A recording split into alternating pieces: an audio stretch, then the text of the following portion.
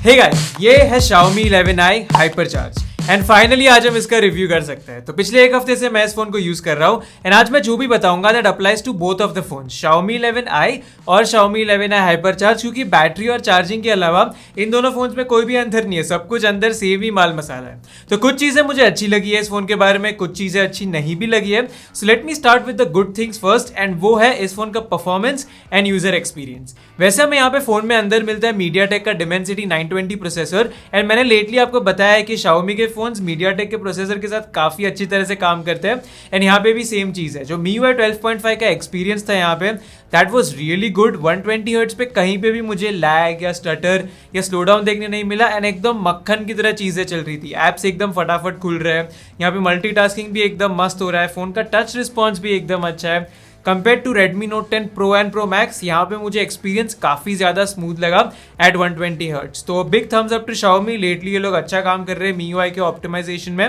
And यहाँ पे आपको यूजर एक्सपीरियंस में मजा आने वाला है। यहाँ पे आपका स्टैंडर्ड MIUI 12.5 ही है, तो यहाँ पे जो भी MIUI के फीचर्स है आपको मिलते हैं, एक्स्ट्रा एज सच आपको कुछ नहीं मिलता। Dolby Atmos है एंड एक्चुअली यहाँ पे अपडेट्स का सीन क्या है कि Android 11 पे ये फोन लॉन्च हुआ है and Xiaomi is like Android 12 तो इसको मिलने ही वाला है, जल्दी मिलेगा। बट और कितनी अपडेट्स मिलेगी इसके बारे में उन्होंने बात नहीं किया है, क्योंकि Xiaomi का जो Mi 11 Lite NE 5G है जो ये सेम प्राइस सेगमेंट में आता है, उसमें उन्होंने 3 साल की अपडेट और 4 साल की सिक्योरिटी पैच बोले। यहाँ पे ऐसा कुछ नहीं है, तो ऐसा कुछ Xiaomi अगर कमिटमेंट देता तो ज्यादा अच्छा लगता, बिकॉज अभी ये Redmi का फोन नहीं है, Xiaomi का फोन है। बट एनीवेज देखेंगे वो तो जब अपडेट्स आएगी वैसे। बट ओवरऑल MIUI काफी ऑप्टिमाइज्ड, फील्स वेरी स्मूथ, कोई भी टाइप की जिटर नहीं है एंड यूजर एक्सपीरियंस में काफी मजा आया मुझे। गेमिंग भी मस्त था ये फोन पे, स्मूथ और एक्सट्रीम पे BGMI चलता है एंड आप मेरा डिटेल्ड BGMI रिव्यू जाके देख सकते हो, वहां पे ये फोन ने काफी अच्छी तरह से परफॉर्म किया है। स्नैपड्रैगन 778 के आसपास का परफॉर्मेंस है, तो काम चल जाएगा आपका। बट अगर आपको बेस्ट गेमिंग परफॉर्मेंस चाहिए ये प्राइस सेगमेंट में, तो आपको Dimensity 1200 या स्नैपड्रैगन 870 के फोन्स लेने पड़ेंगे। बट एज अ प्रोसेसर इसमें और स्नैपड्रैगन 778 में ज्यादा अंतर नहीं है। बेंचमार्क्स की मैं बात नहीं कर रहा, बेंचमार्क्स की मैं कभी बात नहीं करता रियल वर्ल्ड में, मुझे पर्सनली अभी तक उतना डिफरेंस नहीं लगा नॉर्मल यूजेज में एंड BGMI में। तो ये फोन अंदर से तो एकदम मस्त प्रीमियम और एकदम अच्छा फील करता है, बाहर से भी सेम चीज है। तो यहाँ पे आपको ग्लास बैक मिलती है, ये फ्रॉस्टेड मैट ब्लैक है एंड ये फोन पे आपको फ्लैट एजेस मिलती है and overall I really like how this phone feels in the hand. Back काफी प्रीमियम लगती है इसकी, इसके कलर्स भी काफी अच्छे हैं एंड यहाँ पे आपको ये बड़ा सा कैमरा बम्प भी देखने मिलता है। तो अगर आप फोन को फ्लैट रखोगे तो ये वॉबल होने वाला है, बट अगर आपको ये बचाना है इससे तो आप हमारे स्पॉन्सर glazeding.com का मैट आर्मर केस ले सकते हो। Xiaomi 11i Hypercharge दोनों के लिए है, प्लस आप उनके टेम्पर्ड ग्लासेस भी खरीद सकते हो, बिकॉज यहाँ पे बेकार सा प्लास्टिक का प्रोटेक्टर मिलता है जो मेरा तो 2 दिन में स्क्रैच हो गया था। हालांकि फ्रंट में Gorilla Glass 5 है, but still I would recommend accessories ले लो, केस और ग्लास दोनों की लिंक डिस्क्रिप्शन में है। बाकी तो ओवरऑल बाहर से बिल्ड क्वालिटी फोन की काफी मस्त है, आपको IR ब्लास्टर भी मिलता है, डुअल स्पीकर्स है जिसकी क्वालिटी अच्छी है, यहाँ पे हैप्टिक्स भी फोन के काफी अच्छे हैं। Xiaomi does a great job in haptics, इसके जो बटन्स है वो भी काफी सॉलिड फील करते हैं। पावर बटन में फिंगरप्रिंट सेंसर इंटीग्रेटेड है, अच्छा काम करता है, काफी एक्यूरेट है, फास्ट है। पता नहीं यार, मतलब मुझे उतना पर्सनली इशू नहीं है कि फिंगरप्रिंट सेंसर पीछे हो या बटन में हो या इन डिस्प्ले हो, आपका क्या प्रेफरेंस है मुझे बताना। जब तक काम कर रहा है, कन्वीनियंट है, I am happy with the fingerprint sensor. So ये सब तो चीजें अच्छी है। फोन के फ्रंट में मस्त 6.67 इंच का 120 हर्ट्ज का एमोलेड डिस्प्ले है जिसकी क्वालिटी काफी अच्छी है, कलर्स एकदम पॉप होते हैं। इसमें 1200 निट्स की पीक ब्राइटनेस है, तो आउटडोर में भी विजिबिलिटी काफी अच्छी है। 360 हर्ट्ज का टच सैम्पलिंग रेट है, तो चीजें एकदम मक्खन की तरह चलती है when you touch it. And यहाँ पे नेटफ्लिक्स में और Amazon प्राइम में दोनों में HD बराबर से चलता है। नेटफ्लिक्स में तो एक्चुअली HDR का भी सपोर्ट है, तो डिस्प्ले की क्वालिटी काफी अच्छी है, it's like other Xiaomi panels. But इसमें मुझे एक इश्यू मैंने नोटिस किया जो आई डोंट थिंक काफी लोगों ने नोटिस किया होगा। तो यहाँ पे सीन क्या है कि जब आप नेटफ्लिक्स में HDR वीडियो प्ले करोगे ना, तो कलर्स एकदम फेडेड आते हैं। नेटफ्लिक्स का रेड लोगो ऑरेंज लगता है, सबके स्किन टोन्स एकदम बिखरे बिखरे, ऐसा लगता है कि सैचुरेशन किसी ने पूरा 0 कर दिया। तो नेटफ्लिक्स में HDR कंटेंट देखने में बिल्कुल भी मजा नहीं आता है। ये कोई बग है शायद, या फिर I don't know processor HDR को बराबर से डिकोड नहीं कर रहा, बट ये इनको जल्दी से फिक्स करने की जरूरत है।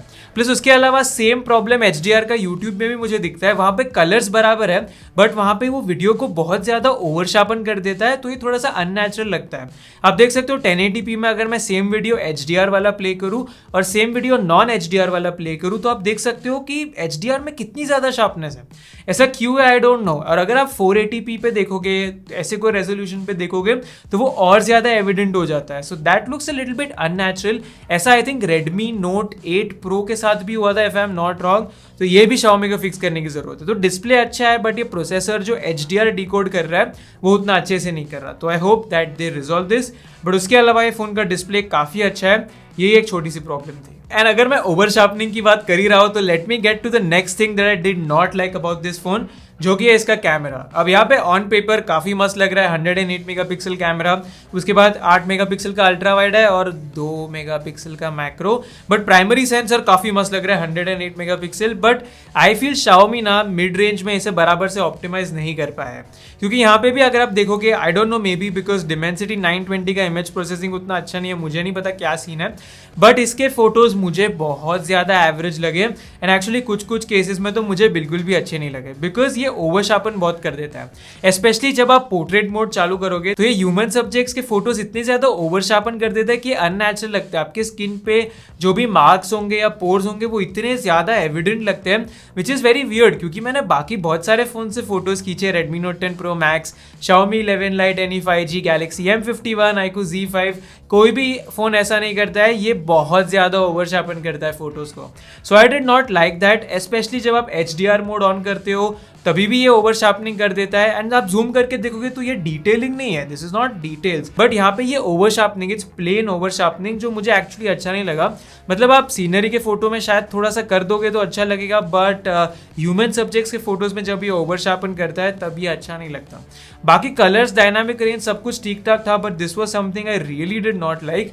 एंड ये Xiaomi की टीम को समहाउ कैमरा को ऑप्टिमाइज करके फिक्स करने की जरूरत है, बिकॉज बाकी फोन्स के फोटोज ज्यादा अच्छे हैं. तो मुझे कैमरा इसका एवरेज लगा, इंडोर्स में भी एवरेज था, लो लाइट भी ठीक था, नथिंग एक्सेप्शनल. एंड अभी मैं आपको दूसरे फोन्स के साथ कंपैरिजन नहीं दिखा सकता, बिकॉज कंपैरिजन हमें खाली 19th Jan के बाद डालनी है. तो अभी साइड बाय साइड में आपको फोटोज नहीं दिखा रहा with other phones. But the point is, मेरी बात मान के चलो, this is not the best camera. And मुझे ये कैमरा बहुत ही एवरेज लगा.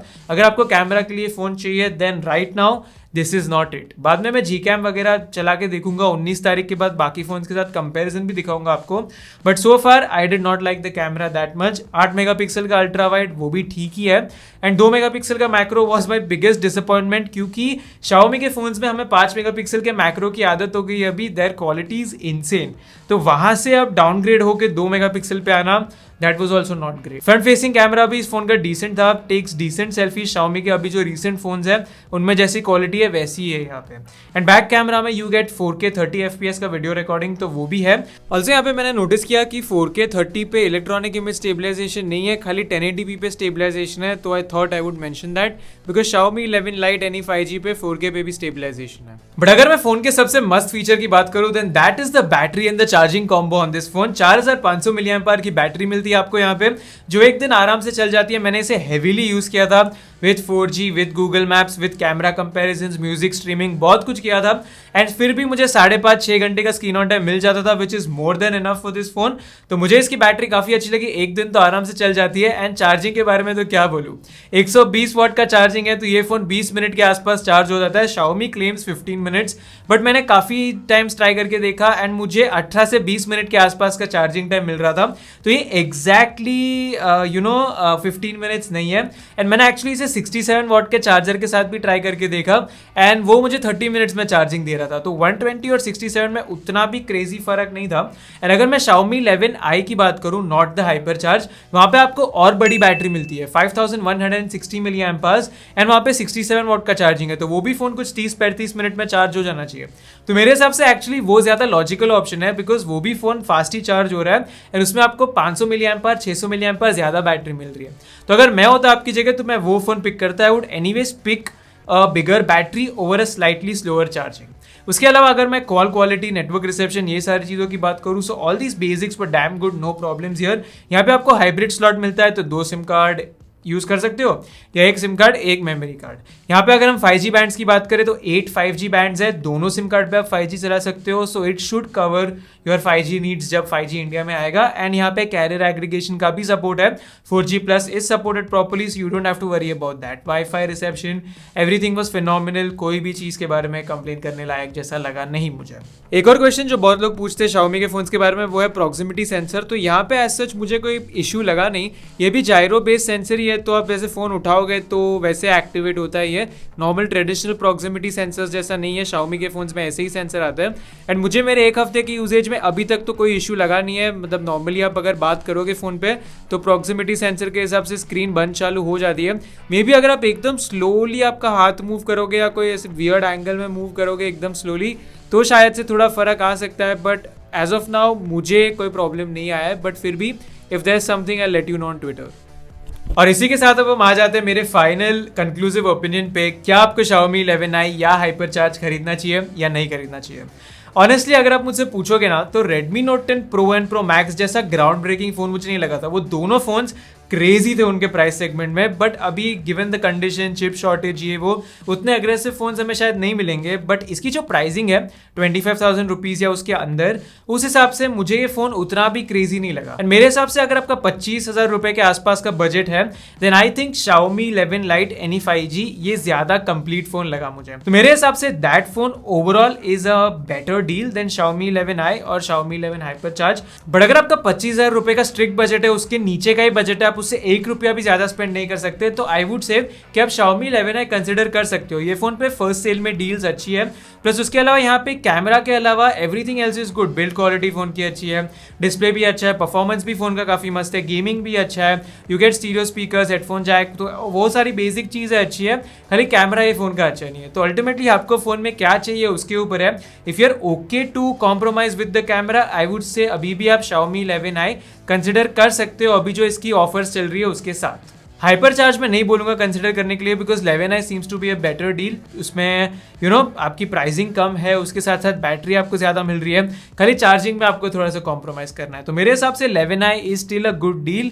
बट अगर मैं आपकी जगह होता I would straight up go and pick up the Xiaomi 11 Lite NE 5G for around 25,000 rupees. तो ये थे मेरे ओपिनियंस इस फोन के बारे में। डेफिनेटली Xiaomi को और काम करने की जरूरत है यहाँ पे। If they can improve the camera and fix the issues that I mentioned तो शायद से ये और कंपेलिंग हो जाएगा फोन। एंड ये फोन बाकी फोन्स के साथ कैसे कंपेयर करता है, for example Galaxy M52, iQOO Z5, Xiaomi 11 Lite NE 5G, उसके लिए 19 तारीख के बाद आपको डिटेल कंपैरिजन मिलेंगे। तो आपके क्या थॉट्स है ये रिव्यू के बाद मुझे कमेंट से बताना कि आप खरीदोगे ये, क्या आप नहीं खरीदोगे। अगर आप खरीद रहे हो तो एफिलिएट लिंक से आप वहां से जाके खरीद सकते हो। अभी के लिए बस इतना ही। वीडियो अच्छा लगा लाइक करो, नहीं अच्छा लगा 2 बार डिसलाइक कर लेना। Thank you, stay safe and मैं आपकी नोटिफिकेशंस में जल्दी वापस आऊंगा। बाय।